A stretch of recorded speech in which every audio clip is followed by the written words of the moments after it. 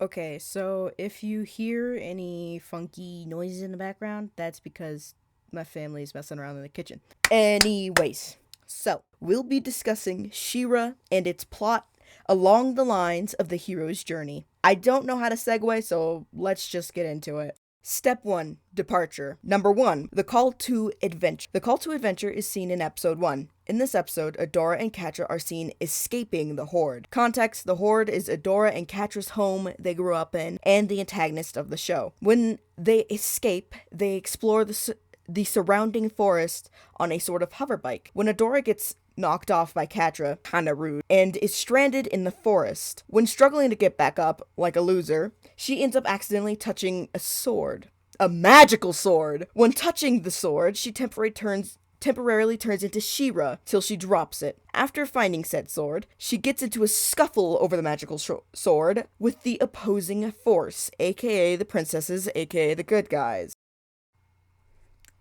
2. Refusal to the call. This part is seen when Adora is captured by Glimmer, a princess, and daughter to the Queen of Brightmoon, and Bo, a guy who is inventive, let's just say that. While Adora is kept prisoner, she spouts Horde propaganda about the princesses. She also tries to figure out more about the sword while captive, because Glimmer and Bo are terrible captors, and they just answered all her questions honestly. She ended up finding out that her transformation, Shera, was a princess. She promptly had a crisis. My mouth is already getting super dry. Anyways, 3, supernatural aid. Adora gets this supernatural aid when she accidentally turns a horse into a unicorn Pegasus. Please bear with me right here. And later in the show, the horse can detect where Adora is and help her stabilize her powers. Now that I'm summarizing the show, I probably sound like I'm tripping. 4. The crossing of the first threshold. When Adora crosses the threshold, it is when she witnesses an attack on a nearby village. This was a village of peaceful bystanders, but the Horde attacked it anyways. And in this event is when Catra and Adora dismantle their friendship, and when Adora joins the good side because Catra was being bad. Where's the spray bottle? Stage 2, Initiation. Going in order here, 5 is next, because, it may be a surprise, but I can count. I think I can hear Dakota snickering, but whatever.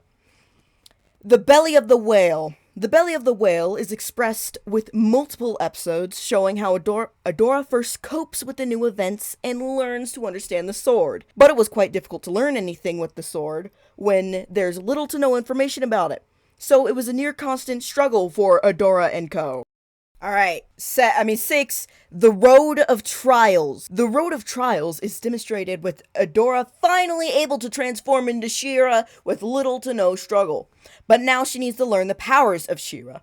This is shown with Shera attempting to help out Princess Perfuma and her kingdom with the current Horde destroying as much as possible issue. What was that voice? Jesus. 7. The Meeting with the Goddess. When Adora meets with the goddess, with heavy air quotes, it's when she, Bo, and Glimmer find and enter the First One ruins. First Ones are like an alien race that has gone extinct. Anywho, that's all good and everything, but nothing can be that easy. So it takes a whole arc and talking to a coked out old lady, this is a joke, we stand Madame Raz, to get a password to even speak to the goddess. And even then, she's not of much use. Number 8, Woman as the Temptress. This doesn't have a specific instance, but it happened throughout the whole show. Throughout all the seasons, you can see Catra trying to get Adora back and Adora trying to get Catra back. It's a very toxic love-hate relationship between those two. They need a therapist. Number 9, Atonement with the Father. This part surely does have a solid instance when it happens.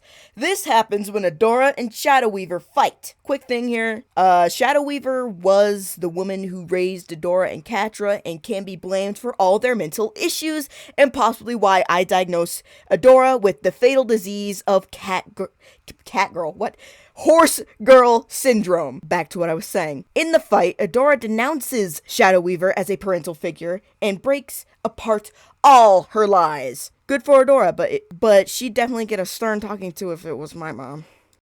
Number 10, apotheosis, or however you say that. This is the part I always cry when I'm watching the show. The apotheosis was at the end of like season 2 or 3. Don't remember when, but it was sad. It was when the Horde attacks Bright Moon directly. By the way, Bright Moon is a kingdom and the HQ for the Princess Rebellion. Anyways, during the attack, the Horde destroyed the rune stone of Bright Moon. Rune stones are sources of the princess powers, and the Queen of Bright Moon sacrificed herself to restore the rune stone, resulting in her death. She technically can't die because she's like immortal. It's weird, but yeah.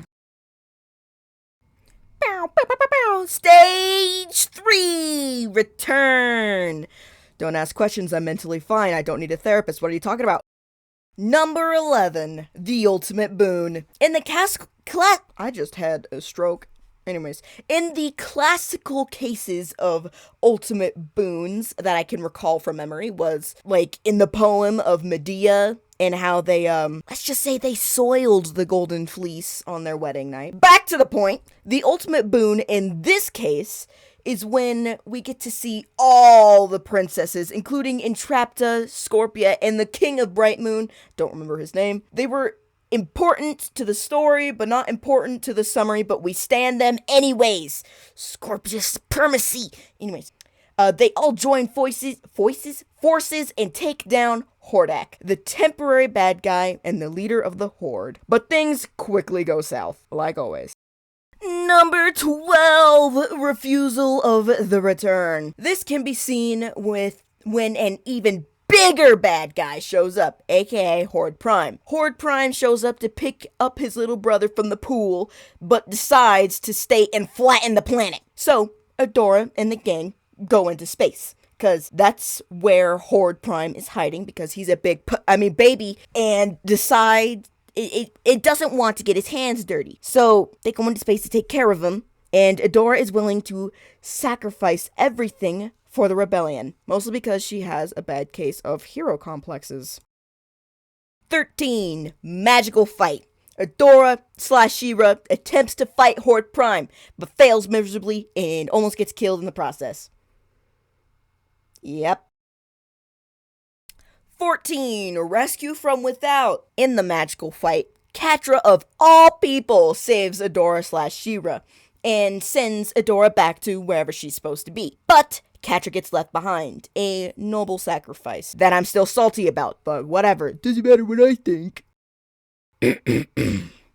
Number 15, the crossing of the return. Shera/Adora finally accepts that what they have to do by doing what the goddess told them not to do, aka pulling a Mara, or as my friends call it, a me. So quirky. I want to dip myself in acid. They returned back to their home planet and devise a plan to take down Horde Prime, but with the help of Hordak for some reason. He was the big bad guy. It gets all sorts of wacky in the last few episodes. Alright, 16. Y'all are almost done with me. Master of the Two Worlds. This is the point in the story where things get easier. With the power of sheer luck and 8 feet tall, buff women, the princesses take down Horde Prime. My exact commentary for this moment was, "Ha! Loser!" 17, freedom to live. This is when things get better. Horde Prime is finally taken care of. Glimmer and Bow might be dating now. Scorpia is still best girl. Entrapta is back at being the science nerd that she is. And Catra and Adora kiss, but that's not the point right now. Well, I guess that's it. Miss PH, you should totally give me an A.